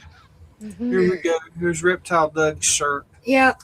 That's This is a good reptile. one. Oh, that's And that's beautiful. actually my husband in a You photo. ever thought about calling him a crocodile? A crocodile. He's a Crocodile. crocodile. Reptile Doug. What's he grilling there? That would have been probably Reptilians eat. either a rat or human or something. Yeah, you should have had that with mice on the I kebabs. should have. Yeah, it I looks should- like- Hilarious. When they're not eating humans, they eat mice. Mm-hmm. So I heard someone was speaking about shadow people a while ago. You know, Yeah. we actually got a photo, what we believe is a shadow person. Interesting. Yep. I don't know how well you could see it there. Is this like what's on top here? Let me see. Okay. So it's just what's circled in green. Yeah. Well, you can see, if you look, you can kind of see that it goes down. You have to use your imagination a little bit. You can see that it's dark, but it's kind of like it's hovering there behind that tree. Yeah, because Well, I it don't looks think we like, to ever me, saw. the first thing I saw was a 2 pair of eyes, a huge head. It looks like a gray, but Yeah, and you can see the It's not very earlobe clear. there. You can see the earlobe sticking out. that right So, there at the very end. I Next to can't that eye, zoom into it. I can't zoom into it here, but if you zoom into it, you can see the ear. I mean, facial features. It's really crazy. But you know what's even crazier is that right beside of this, like 3 trees over, was this in the tree. That's interesting. Which we believe this to be a dog man. Mm-hmm. And some people say, oh, well, that was a bear up in that tree. Bears don't have pointed ears. Hmm. And if you can see, the ears are pointed. One is bent up and the other one's kind of flopped down. Yeah. Okay, I And see it now. was chilling in that tree, not even 3 trees over from it. Yeah. So, I mean, it's something else. That shadow person, we named him Let's Jonesy. see. I'm and trying he- to see. Oh, here we go. He's not a good Now on this picture here, you can see where I have that circled. That's where that dog man was in the tree. This is the original photo. But when you So when you zoom in, into it, you can see the shadow person beside that tree. Okay. I've never seen the zoomed out. That's really cool. You can really see that without zooming in. Yeah. Well, I mean, that's why I say some of our pictures, they look grainy, like that. But that's because we've had this main picture to go by and we've zoomed into it. So, Right. pixelization. But we do have clear pictures on most of this stuff. And the shit is way back there. It's not like they step out in front of you and say, hey, take a picture, Yeah, you're not gonna really this get is it. LBL, and between Yeah. the legs. Now, Yeah. It's like Ed, okay? We have a photo of a dog man, Ed. Yet this photo looks blurry because we had to zoom in. This thing was at least 135 yards from us. And it was taken on an iPhone. Mm-hmm. You could see its arms, its Eyes, it's snout. ears. Yep, you could see its snout. All its facial features there, its ears, its arms. There's clearly an elbow there. Mm-hmm. I can see that one good. And I hate when people send me tree pictures. I can't see nothing in them all the time. I'm like, please And it's outline it. Let's see here. It's like our photo of Bones here. Okay. Well, that's a Sasquatch. We called it Bones. Well, that picture was taken. This is the original to it. Okay, I see. And at the I see center where of you the took the picture too. I see it. Yep. Yeah. so Wait a second. Go back to the larger one. You pop back in, you can see it back here in the background. To the middle, in between those 2 trees, like. Yep. Yeah, I see it. Yeah, I saw it instantly.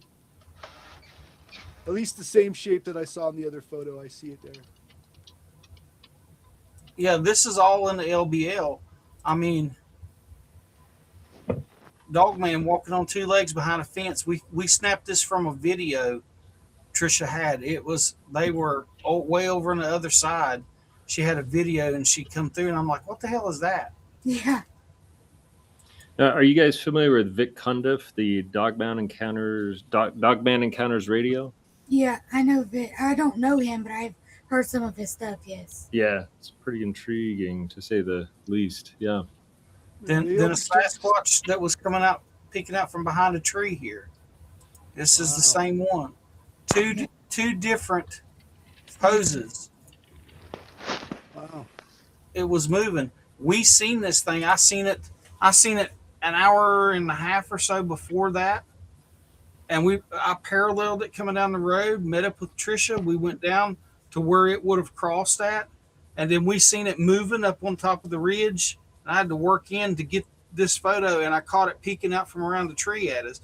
Then it mind spoke to us and told us to leave. And we both looked at each other and said, we have to leave now. And we said it at the exact same time. Yep. It was like one of those things, you ever been around somebody and you say the same thing at the same time you say, you owe me a Coke? You owe me a Coke. Yeah, my wife and I have some similar conversations. She'll send me to the store and she'll be thinking about chocolate cake. And then I'll come back home with chocolate dessert for her without even thinking. She'll go, get out of my head. And that's not all. Like I just captured something last weekend. I'm still like a kid at Chuck E. Cheese over it, and I can't wait to get it put out there. It's gonna get put out this week. Promise you guys, it's gonna get done this week. We just had a couple people analyze it too. We wanted to hear other people's thoughts on it, and everybody has said the exact same thing. But I've got a thermal video of what looks to be a Bigfoot running on all fours, and it's just taking its arms like this, and you can actually see in the video it stretches the arm out, and it's just gaining speed. Yeah, you see the Planet of the Apes on the Planet of the Apes when the apes are like, and they're running real fast and they're throwing about both hands like this, like Yeah. Yeah. Their forelegs. Yeah. Well, in this video, you can see this doing this. This thing is trucking. Yeah, it This is. thing is moving. And when it's stretching its arms out, its arms are long. Now a bear is like a Tyrannosaurus Rex. Its front legs are shorter than its rear legs. Okay? And unless this thing was a huge polar bear, then it might be a little bit different. But this thing was stretching its front extremities out, and it was just like leaping, like you would see those apes on the Planet of the Apes. Mm-hmm. It's very brief. Give them a taste of it. I think you have a video on your I saw it with my eyes before she caught it because it came from the front. So what I was doing was I was trying to get the settings on my thermal where I wanted it, and we were driving into an area. Well, Jen saw something move. I saw something move.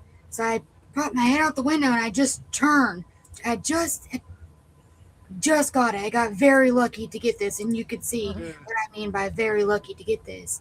And there was going, and I saw, before I even got on thermal, a conical head and the long arms. And I'm like, that's not a dog, man. And that's definitely not a bear. It was way too big to be a bear.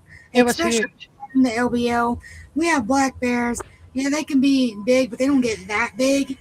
This was bigger than a grizzly, bigger than a polar bear. It was huge. Okay, It was huge.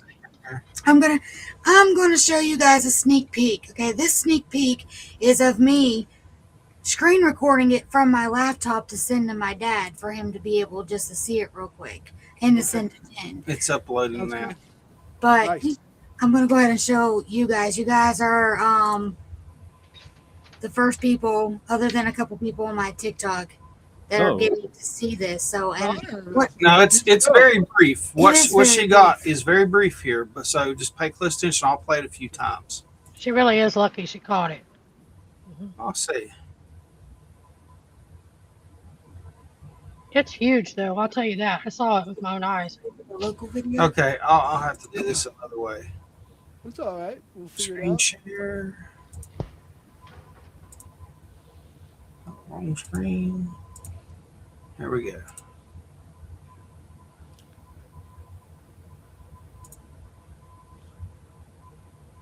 Okay, wow. I see it. Holy shit.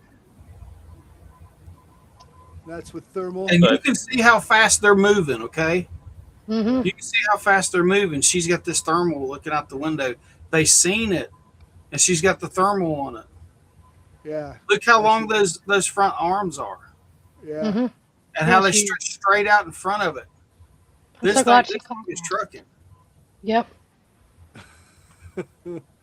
Yeah, I'm pretty proud of myself. I was just shit talking my thermal.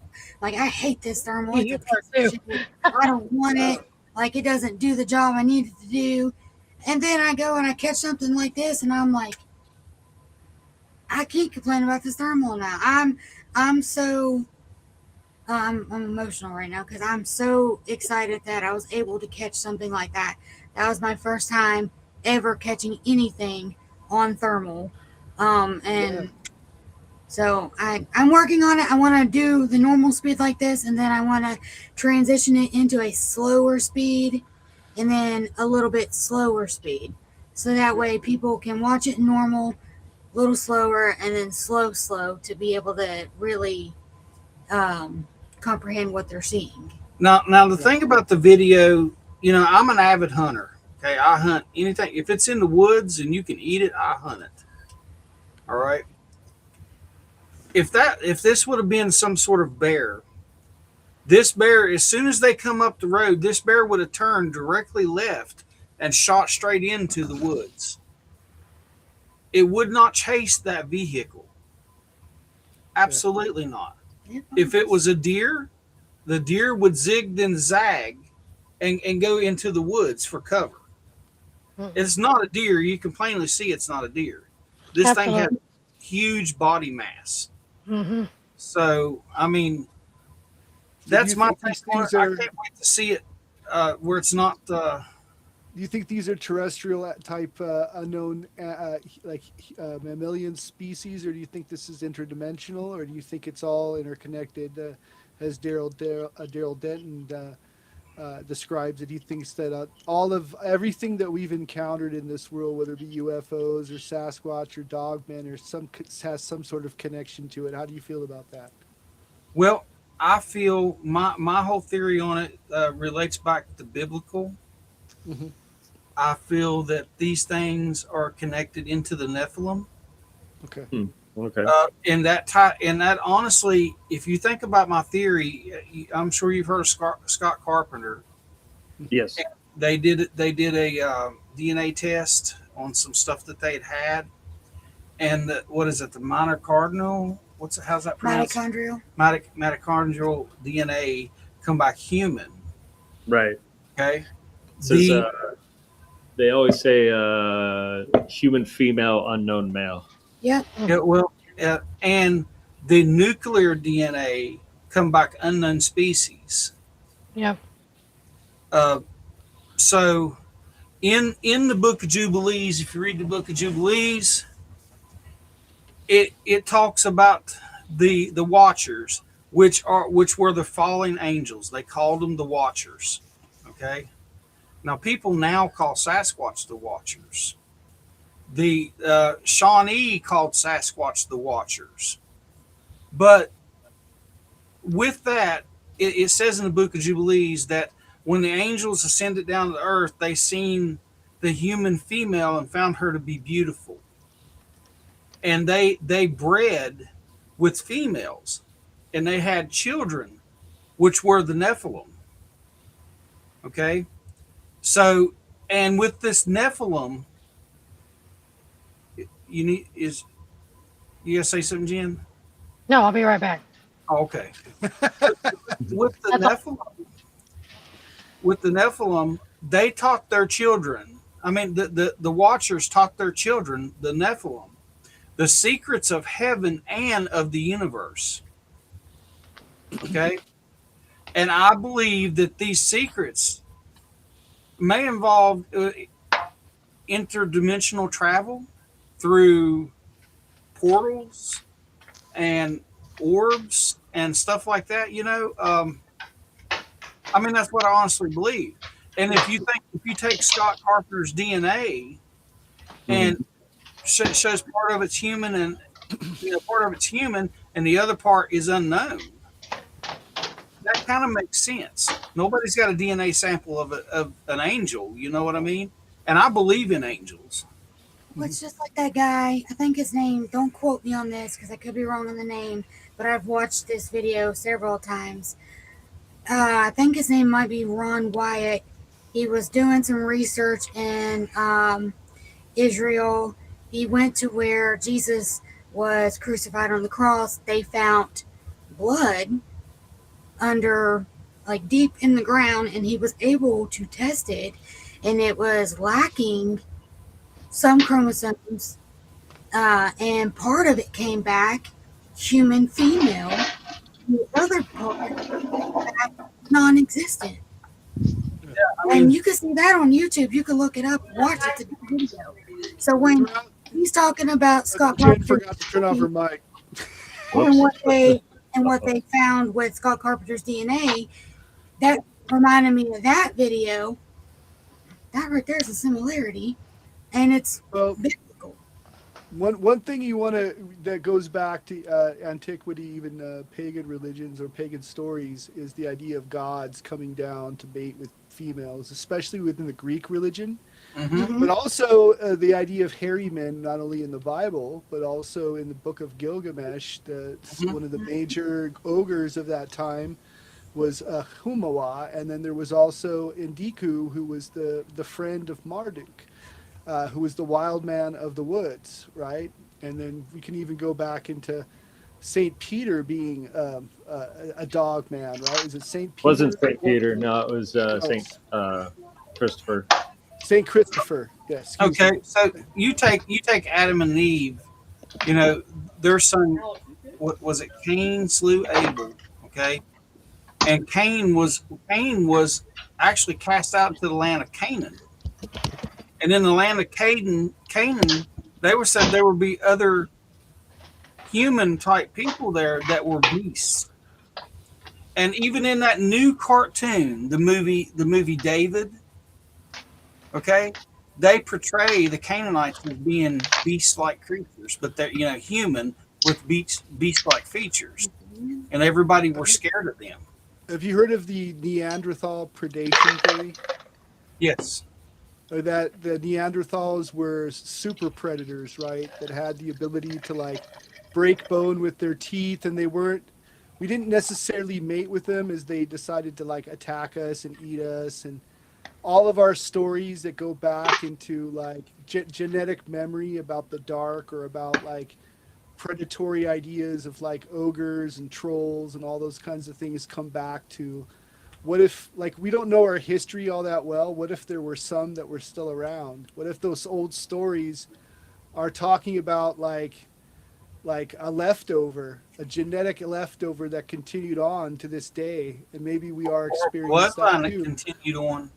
Yeah. A bloodline that continued on. I mean, we don't know, because you think of inbreeding, okay, or well, I don't even say inbreeding, but you say that your standard domestic house dog evolved from one type of dog, and it was bred. They would take certain traits from different animals and they'd breed them, and sooner or later they started getting a lot of different hybrid breeds and stuff like that. You could take an animal and take traits. Horse racing is a great example. Okay, they'll take one male horse that has really good traits, and they'll breed it with a female that has extraordinary good traits. Breed them together, and they'll get these super race horses, and stuff like that. And actually, I did an experiment with. I was talking to when Jen was on our show.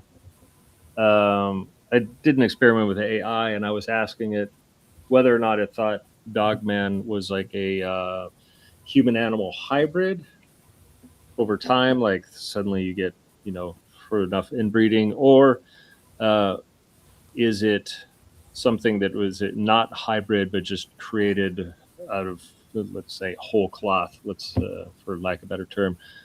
And AI or ChatGPT was like, it was of the strong opinion that if it was a hybridized entity, it would have been uh, there would have been a lot of like errors with it, and it would have been like, well, let's say retarded.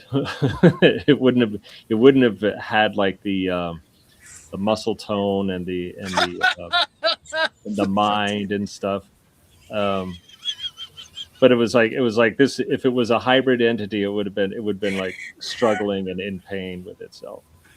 But Right. it didn't say retarded, but it was like, I'm just using shorthand to because I don't think AI is obviously too politically correct to Just say step away anything for like a second. I'm sorry.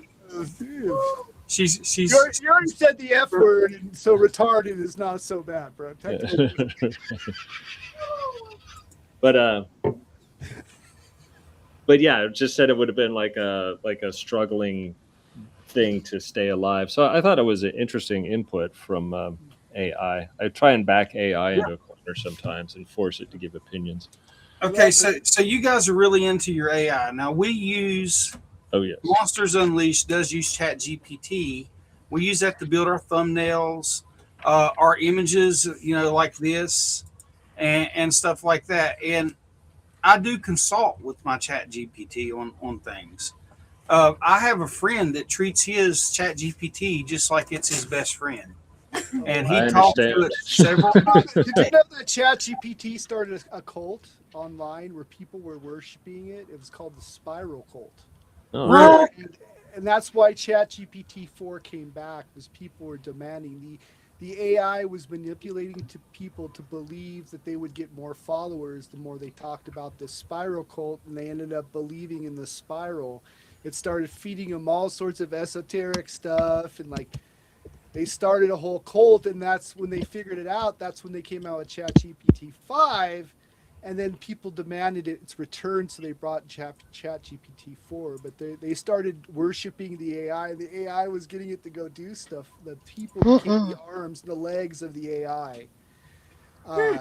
I prefer Grok because it pulls from sources of the internet all of a sudden. You get like Reddit, you get all of these different things. I was able to pull up a little bit of your bio to do the promo of the show using Grok, right? And it like pulled all of us up on all of the channels we've ever done, and Apple Podcasts and YouTube, and summarized it into a promo. So yeah, I like it for art, even though I feel like it's here to enslave us and take away our ideas, replace it with its own. I do a lot of AI art. Although as a musician, I feel, even though Clutch here will tell me that he loves my Suno tracks, oh, I that do. are complete nonsense, but like I as a musician, I feel like I have to put in the hard effort to like compose something or write something or play something. But Yeah, when I it get comes it. to art or animation, Yeah. like I think I would be forever doing animation and production if I didn't have AI to help me with that, to make the show look better. I Yeah, well, watched Terminator, all of them. I watched all the Yeah. Terminator. I'm good. It's like they like to tell us what they're going to do, sort of a Don't they? preemptive programming, don't they? Like That's a put it into thing. the collective Yes. college. Like the same thing with UFOs. The minute they put it back into the collective consciousness that people had started seeing UFOs after the Nimitz encounter, everyone started seeing more and more UFOs. Another thing that's really interesting about the UFO phenomenon is, don't you find it interesting that the UFOs take shape of what people's ideas of UFOs would be at the time that they start showing up? Say, in the case of like the 1950s, there was flying saucers. It seems to Prior have to some that, they sort had of airships. Hmm. airships and Yep. blimps. So it seems like this thing has the ability to create like, and that's when we start going to the idea of shapeshifters of some kind, or something that can get into your mind and change the entire environment, right? Like, how do you know what you experience is what you experience, or some sort of thought projection. You know, I don't know.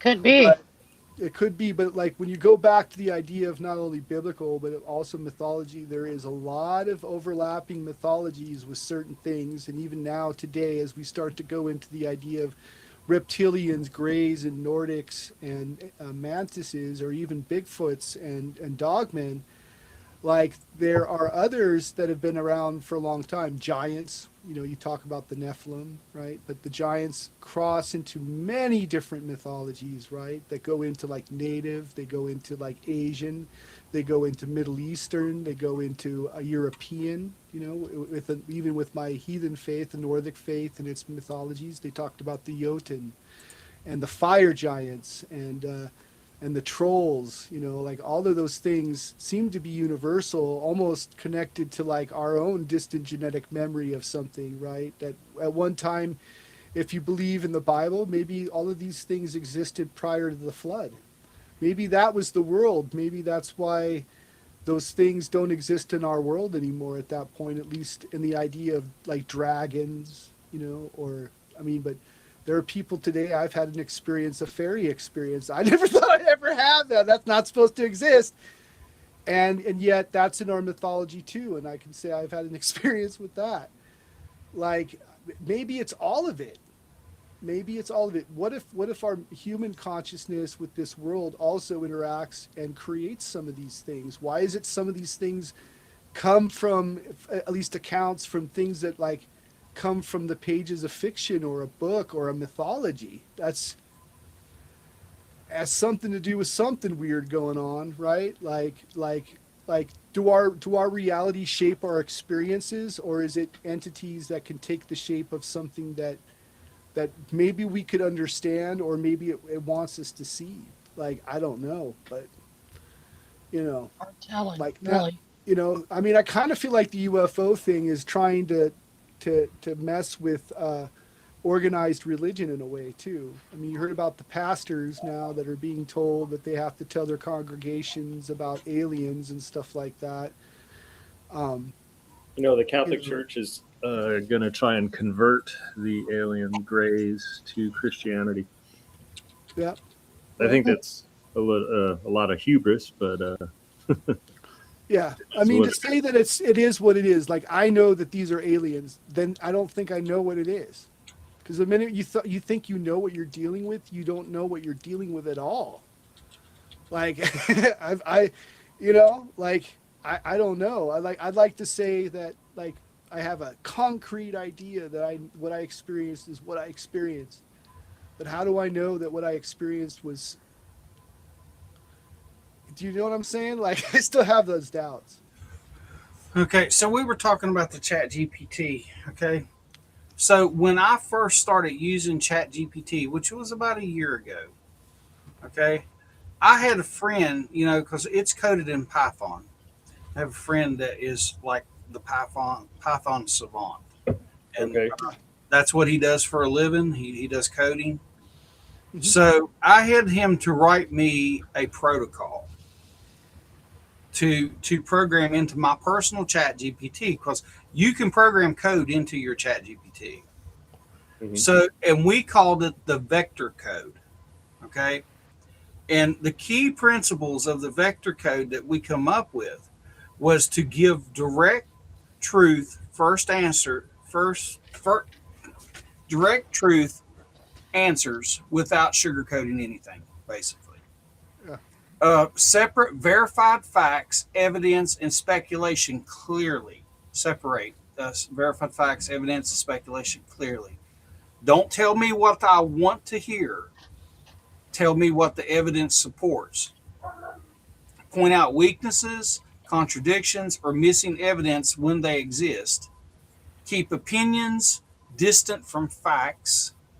Be concise unless I ask for a deep dive. Prioritize accuracy over agreement or reassurance. When we're discussing topics like cryptids, UAPs, or paranormal investigations, that means that it will treat eyewitness reports as claims, not automatically as proof. Okay?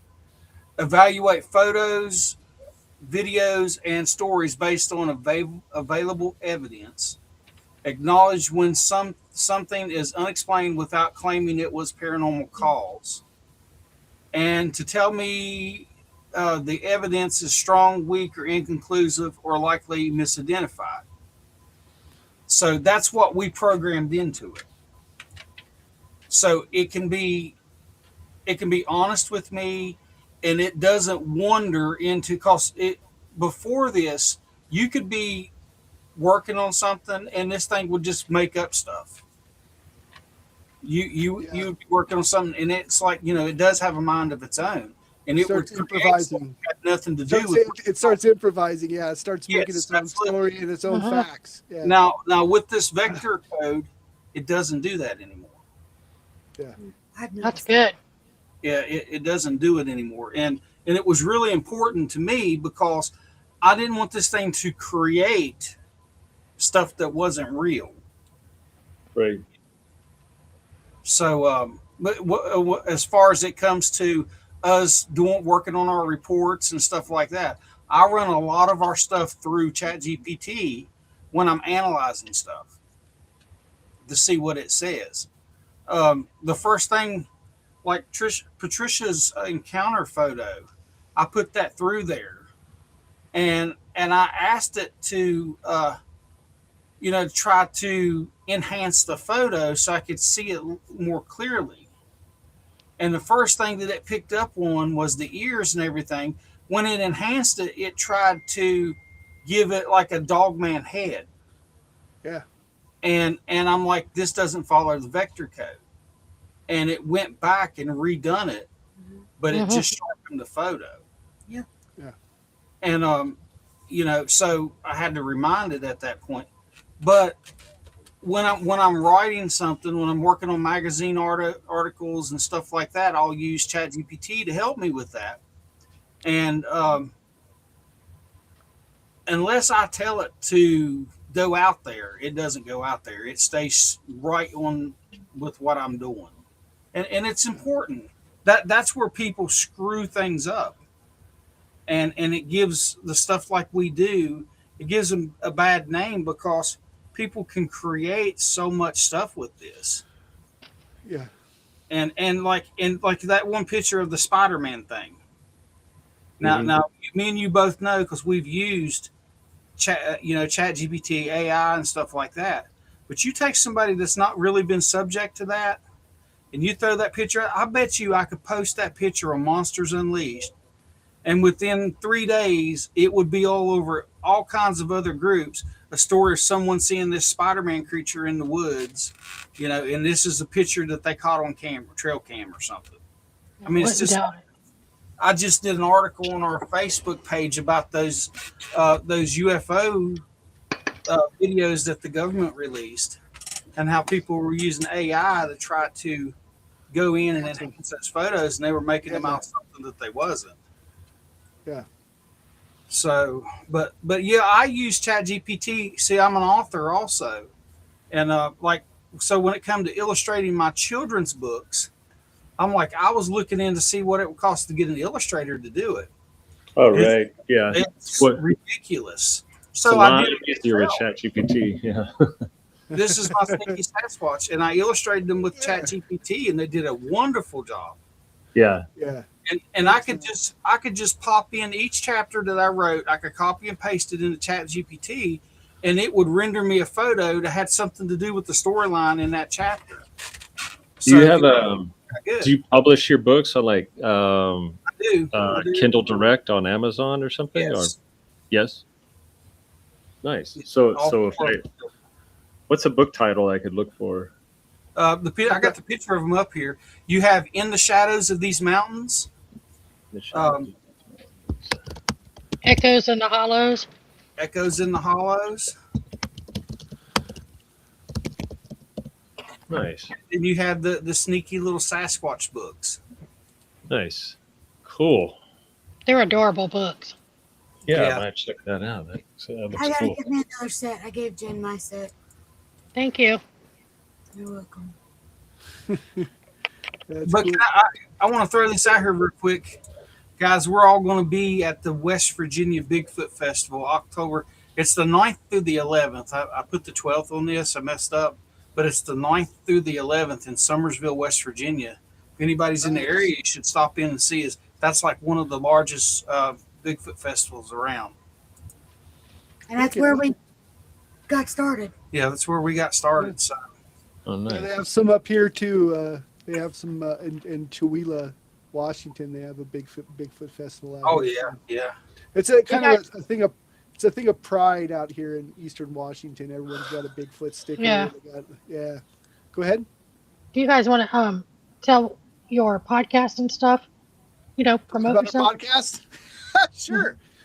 We're Of Dark Matters podcast. We're on every Saturday at 3 p.m. Pacific Standard Time, 6 p.m. Eastern.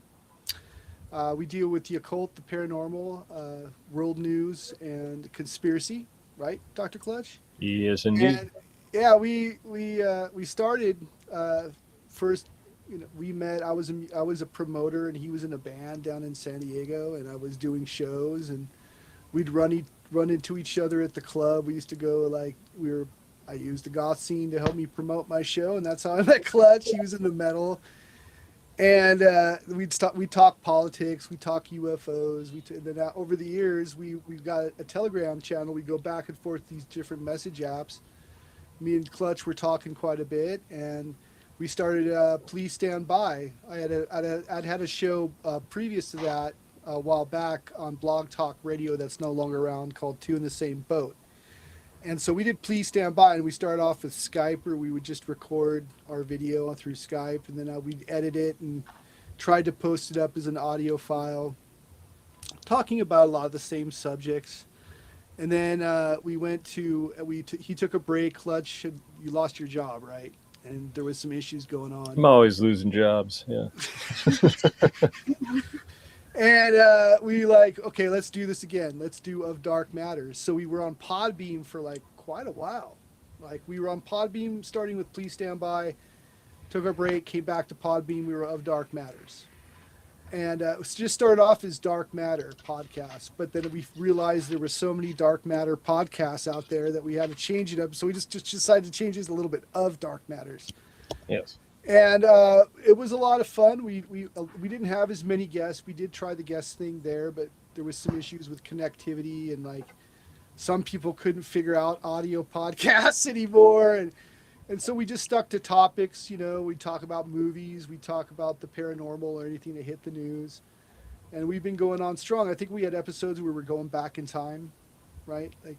We were cavemen, or we were pirates or cowboys, or Yeah, we were getting applying artistic license liberally. Yes, Yes, we were. Yes, Yeah. we were. And we're now on StreamYard, which is our hub, which allows us to go live on Facebook, YouTube, and X. And we've been doing good. I've been using computer animated pictures to animate our background, or use my green screen to give it sort of a mystical touch behind. And I was the one who did his avatar right there, because Clutch prefers to remain physically anonymous but have an avatar, so I gave him an avatar.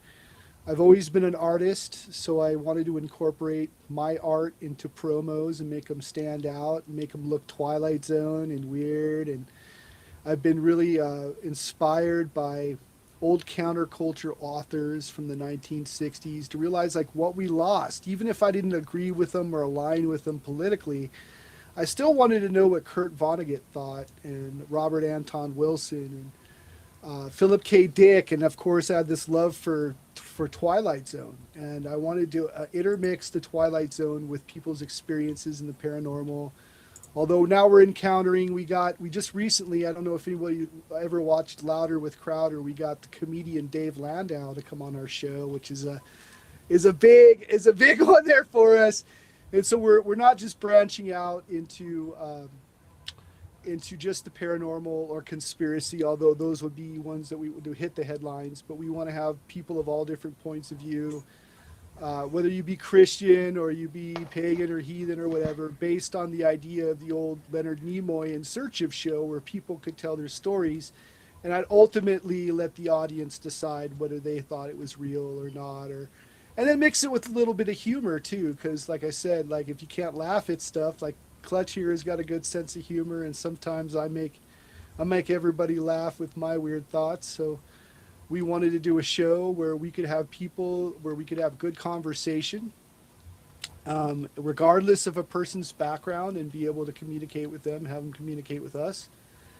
And that's kind of where we went. We started off kind of conservative, right? Like, because that's where I was at that moment in time, mentally and politically. I think Clutch was too. And then we started hearing, like, I started hearing and tried to become an ally to like everyone around me at that time when I was feeling conservative.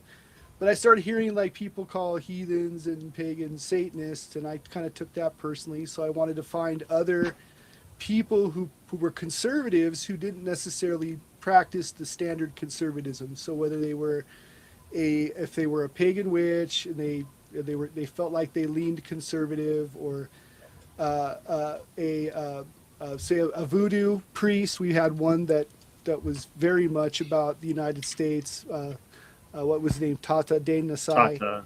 Yeah, we had him on. Great guest. But then as I my could political, probably get you a really good guest for that. thank you. But yeah, I'm not a conservative anymore. Like I'm more of a. I just don't care about politics, or I Well, want to accept everybody for who they are. he has his own show, and he's had some really good people on his show, and he's a very intelligent gentleman, and he'll talk just plain just like we're talking right now, or he can go the conservative route, but he's met a lot of people, and he's rubbed some elbows up in Washington and stuff. He's an official member of the press, so he gets into all these big events and stuff. But guys, we've been going now for 2 hours. Don't Okay. seem like that long, does it? Well, that's Goes it. time I flies. appreciate you having us on and letting us talk a little bit about our show. Now, Thank I you just, guys I for just want coming to on. end it before we end it. Like I don't find myself leaning to one side or the other anymore. Yeah. Uh, What doesn't I- pay to in this business? No, it doesn't. So I basically just try to stick to people's experiences, and so does Clutch, of encounters or like their own personal perspective. So anyway, thank you for having us. You can Well, Yes. find us on. If you don't mind tell everyone how they can find you. You can find. Well, do you want to start, Clutch, and you can tell them, and then I'll do mine. Yeah, just go to ofdarkmatters.com, or just find us on Twitter at or x.com at of_dark matters.